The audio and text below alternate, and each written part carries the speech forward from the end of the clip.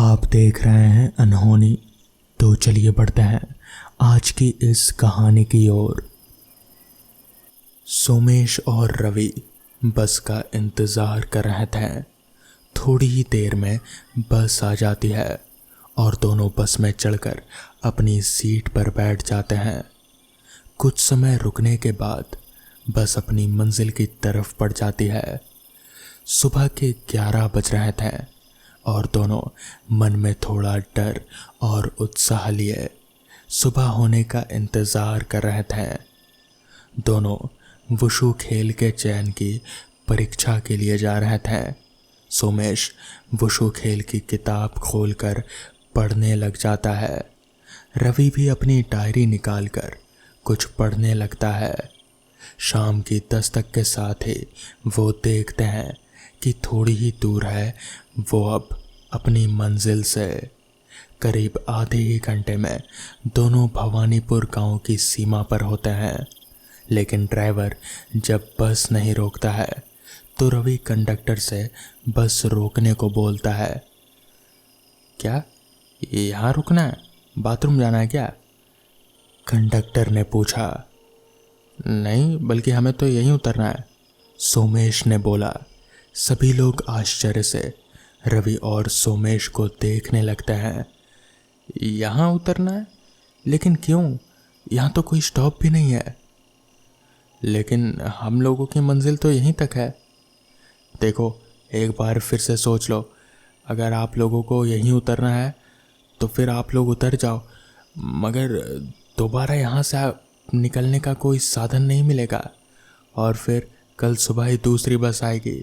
और वैसे भी ये जगह ठीक नहीं है, कोई नहीं उतरता यहाँ। कंडक्टर ने एक चेतावनी सी देते हुए कहा। सब बातों को नज़रअंदाज करके दोनों उतर जाते हैं। रवि और सोमेश के उतरने के साथ ही सब लोग उन्हीं लोगों को एक अजीब निगाह से देख रहे थे। उन दोनों को भी थोड़ा अजीब तो लगा, लेकिन ज़्यादा ध्यान ना देते हुए दोनों आगे बढ़ गए और बस तेज़ी से आगे निकल गई। रवि, तूने देख लिया ना अच्छे से कि ये वही जगह थी जहाँ हमें उतरना था? यहाँ वो कॉलेज जहाँ की खेल का कैंप लगा था वो तो कहीं नज़र नहीं आ रहा यार। सोमेश ने चारों तरफ वीराना देखकर पूछा। हाँ, जगह तो यही दिखा रहा है गूगल मैप पर, रवि ने अपने फ़ोन में देखते हुए कहा। लेकिन यार, यहाँ तो दूर दूर तक कोई कॉलेज या फिर कोई स्कूल भी नज़र नहीं आ रहा, सोमेश ने थोड़ा चिंतित होते हुए कहा। ऐसा करना भाई, एक बार फिर से तू मैसेज देख, क्या यही एड्रेस दिया था क्या? या फिर चल किसी से चलकर पूछ लेंगे, सोमेश ने सुझाव दिया। रुक, देखता हूँ क्या एड्रेस है कॉलेज का, कहते हुए रवि ने एक लिफाफा निकालकर उस पर एड्रेस देखा। श्री जगमोहन विद्या मंदिर, पोस्ट सोनामणि पूर्वा, ग्राम भवनानी। रवि ने एड्रेस पढ़ते पढ़ते चौंक पड़ा और अपना सिर पकड़ते हुए बोला। यार, एक गड़बड़ हो गई यार। गलती से गूगल मैप पर मैंने भवनानीपुर की जगह भवानीपुर डाल दिया और इसी वजह से हम लोग यहाँ चले आए। अब क्या होगा यार? हम लोगों का तो ट्रायल है कल, कैसे पहुँचेंगे हम वहाँ इतनी जल्दी? याद है ना वो कंडक्टर क्या बोल रहा था कि कल सुबह ही कोई बस मिलेगी? परेशान होता हुआ सोमेश बोला। यार यार यार शांत रह, मैं देखता हूँ यहाँ से भवनानीपुर कितना दूर है, अगर पास में ही हुआ तो पैदल चलेंगे। रवि बोल ही रहा था कि उसे टोकता हुआ सोमेश बोल पड़ा। और अगर दूर हुआ तो क्या करेंगे? तब किसी गाड़ी या फिर किसी से लिफ्ट ले लेंगे, फिर कोई गाड़ी किराए पर लेकर चलेंगे, रवि ने सुझाव दिया। चलो फिर खड़े रहो यहीं पर थोड़ी देर, और अगर कोई गाड़ी नहीं मिली तो फिर गांव में चलकर देखेंगे, सोमेश बोला। गूगल पर देखकर रवि थोड़ा उदास होकर बोला। यार, 200 किलोमीटर दूर है कॉलेज यहाँ से, दोनों लोग काफ़ी देर तक सड़क पर खड़े रहे, गाड़ी का इंतज़ार करते रहे, लेकिन कोई गाड़ी आती नहीं दिखी। शाम भी ढलने लगी थी, तो उन दोनों ने कच्ची पगडंडी पकड़कर अंदर गांव में जाने की ठानी, ताकि कोई गाड़ी किराए पर ले सके। काफ़ी अंदर आकर भी उन्हें कोई आबादी नहीं दिखी। धीरे धीरे शाम की लालिमा ढलने लगी और रात काली चादर ओढ़े आ गई। रवि और सोमेश का दिल अब बहुत घबराने लगा था, क्योंकि जहाँ वो थे वहाँ उन दोनों के सिवा कोई और भी जिंदा इंसान का नामो निशान नहीं था। दोनों थककर वहीं एक पत्थर पर बैठ गए। यार, बड़ी मुसीबत में फंस गए हम लोग तो। अच्छा होता कि उस कंडक्टर की बात मान ली होती और यहाँ नहीं उतरते हैं। मुंह लटकाकर उदास स्वर में सोमेश बोला, यार मुझे माफ़ कर दे, मेरी ही गलती की वजह से हम इस वक्त यहाँ हैं। अगर उतरने से पहले एक बार एड्रेस देख लिया होता तो अभी तक हम कॉलेज पहुँच गए होते। दुखी होता हुआ रवि बोला, चल छोड़ यार, गलती दोनों की है, तो तू यूँ परेशान मत हो। अब ये सोच कि क्या करना है, क्योंकि अब रात तो लगता है यहीं बितानी पड़ेगी। तो कोई ऐसी जगह ढूंढ जहां हम सुरक्षित रहकर रात बिता सकें। सोमेश बोला। दोनों थोड़ा और आगे बढ़ते हैं तो उन्हें कुछ दिखाई देता है, शायद कोई पुरानी खंडर इमारत। पास जाकर देखने पर पता चलता है कि कोई पुराना किला है जो अब खंडर बन चुका है। कोई और सुरक्षित जगह ना देखकर दोनों उसी किले में रुकने का फैसला लेते हैं। चारों तरफ अंधेरा था, लेकिन चांद अपनी पूरी रोशनी बिखेर रहा था, जिसकी रोशनी से उस किले में कुछ उजाला हो रहा था। थके हुए होने की वजह से दोनों को जल्दी ही नींद आ गई। आधी रात को अचानक ही शोर की वजह से दोनों की नींद खुल जाती है और दोनों जो देखते हैं वो उनकी समझ से परे होता है। जो जगह अभी कुछ देर पहले तक वीरान और अंधेरे में डूबी थी, वही अब पूरी तरह से बदल चुकी थी। वीरान खंडर किले की जगह एक भव्य और रोशनी से भरपूर किला खड़ा था, जिसमें बहुत से सिपाही अपनी जगहों पर खड़े होकर मुस्तैदी से निगरानी कर रहे थे। सेविकाएं इधर उधर घूम रही थी। पूरे किले में चहल पहल थी। हंसी ठटोली की आवाज़ से पूरा किला गूंज रहा था। रवि और सोमेश चुपचाप एक कोने में खड़े हुए ये नज़ारा देख रहे थे। लोग उनके सामने से आ जा रहे थे, लेकिन कोई भी उन्हें देख नहीं पा रहा था, या शायद वो दोनों किसी को दिख ही नहीं रहे थे। वो दोनों भी एक दूसरे को पकड़कर दुबके हुए थे। देखकर लग रहा था कि पूरे किले में एक खुशी की लहर है। पता चला कि राजकुमार का आज 16वीं वर्षगांठ की धूम है। देखते ही देखते महफिल सज गई। सभी लोग किले के मुख्य हॉल में जमा हो चुके थे। अब बस राजा रानी और राजकुमार के आने का इंतज़ार था। आज राजकुमार का राज तिलक भी होना था। पंडित लोग सब पूजा की तैयारी कर चुके थे। शुभ मुहूर्त कुछ ही समय के बाद था। तभी एक दरबान ने आवाज़ लगाई, सावधान, होशियार, इस रियासत के राजधिराज महाराज अपनी जीवन संगनी महारानी और रियासत के होने वाले महाराज के साथ पधार रहे हैं। इसी के साथ राजा रानी और राजकुमार आ जाते हैं। तीनों पूजा के लिए बैठ जाते हैं। पंडित लोग पूजा अर्चना शुरू कर देते हैं और राजकुमार का राज तिलक भी पूरा हो जाता है। रवि और सोमेश आंखें फाड़ फाड़ कर सब देख रहे होते हैं। यार, ये सब क्या हो रहा है? मुझे तो कुछ समझ में नहीं आ रहा। सोमेश बोला, मुझे भी कुछ समझ में नहीं आ रहा। ऐसा लग रहा है जैसे मैं कोई सपना देख रहा हूँ। रवि अपनी आंखें मलता हुआ बोला। थोड़ी ही देर बाद सारा कार्यक्रम संपन्न हो जाता है। अब सभी लोग खाना खाने लगे थे।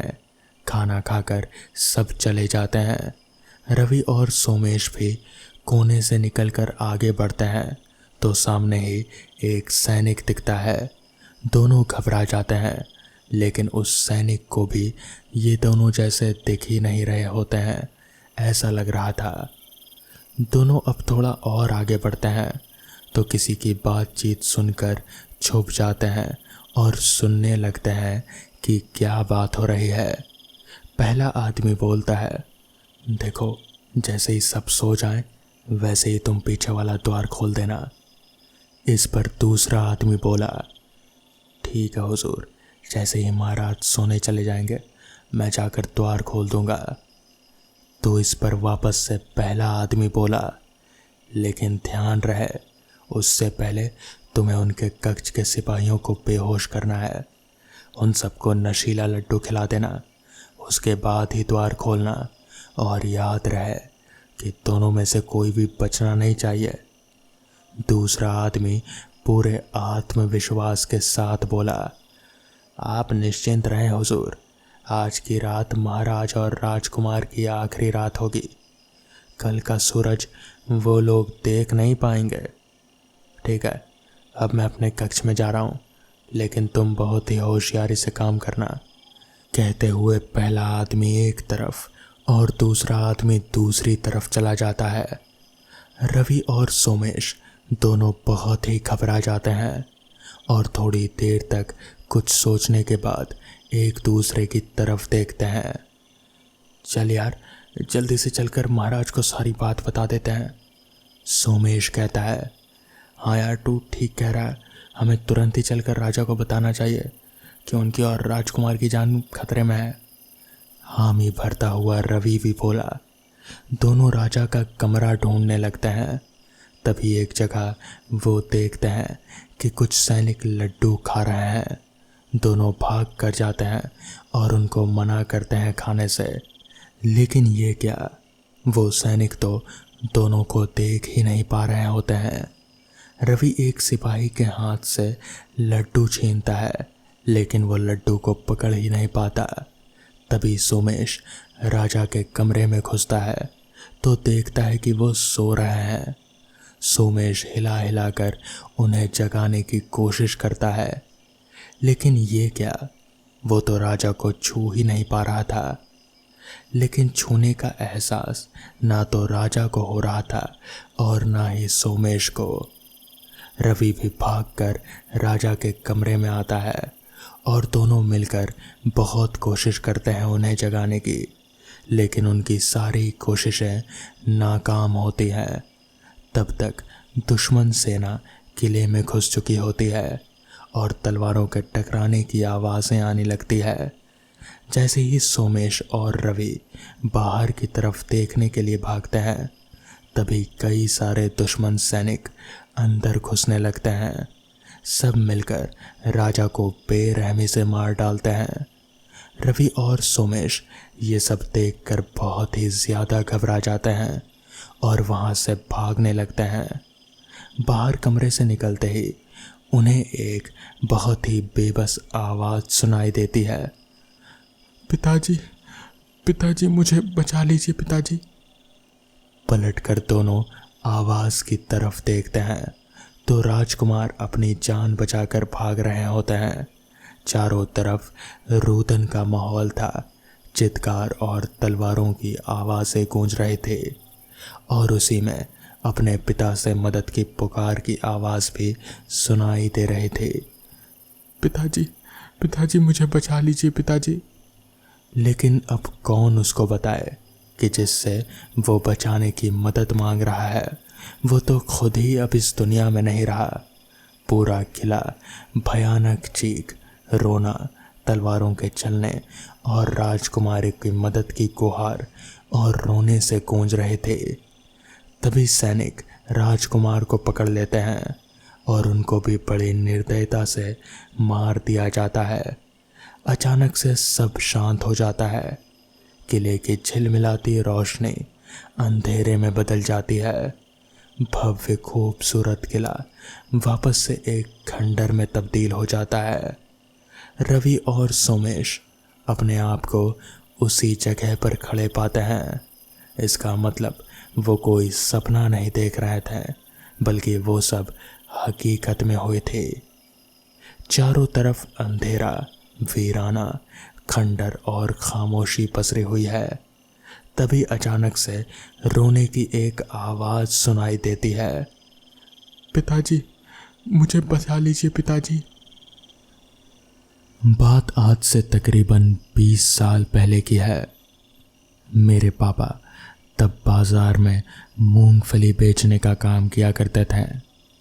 वो बाज़ार में कम और गांव से गांव घूमकर मूंगफली ज़्यादा बेचा करते थे। ऐसे उनकी आमदनी थोड़ी ज़्यादा हुआ करते थे। एक रात की बात है, पापा किसी दूसरे गांव में मूंगफली का ठेला लेकर गए हुए थे और वहां से लौटते हुए उन्हें थोड़ी देर हो गई थी। रास्ता थोड़ा सुनसान था, यानी कि जैसा गांव में होता है, जंगल झाड़ियों से भरा पड़ा था। जैसा कि रात काफ़ी हो गई थी, इसलिए उस रास्ते पर दूर दूर तक पापा के अलावा और कोई भी नज़र नहीं आ रहा था। पापा ने जल्दी से अपना ठेला ठेलना शुरू कर दिया और वापस घर की ओर बढ़ने लगे। अभी वो घर की ओर आगे बढ़ ही रहे थे कि तभी उस सुनसान रास्ते पर पापा को अपने अलावा किसी और की भी मौजूदगी महसूस होने लगी। उन्होंने नज़र घुमाकर एक बार चारों तरफ देखा, मगर वहाँ पर उनके अलावा और कोई नहीं था। खैर, उन्हें लगा कि शायद उनका भ्रम होगा। वो ठेला लेकर वापस से घर की ओर आगे बढ़ने लगे। यहाँ से उनका घर लगभग काफ़ी दूर था, यहीं कोई 3 से 4 किलोमीटर उन्हें ठेला लेकर अभी चलना था। तो वो जल्दी जल्दी से आगे बढ़ने लगे। अभी वो वापस से आगे बढ़ ही रहे थे कि तभी उन्हें ऐसा महसूस होने लगा कि जैसे कोई उनके पीछे पीछे चल रहा हो, क्योंकि उन्हें अपने कदमों के अलावा किसी और के भी कदमों की आवाज़ आ रहे थे। उन्होंने सोचा कि इस बार तो पक्का कोई है, क्योंकि कदमों की आवाज़ बिल्कुल साफ सुनाई पड़ रहे थे। उन्होंने पीछे पलट कर देखा, मगर पीछे कोई भी नहीं था।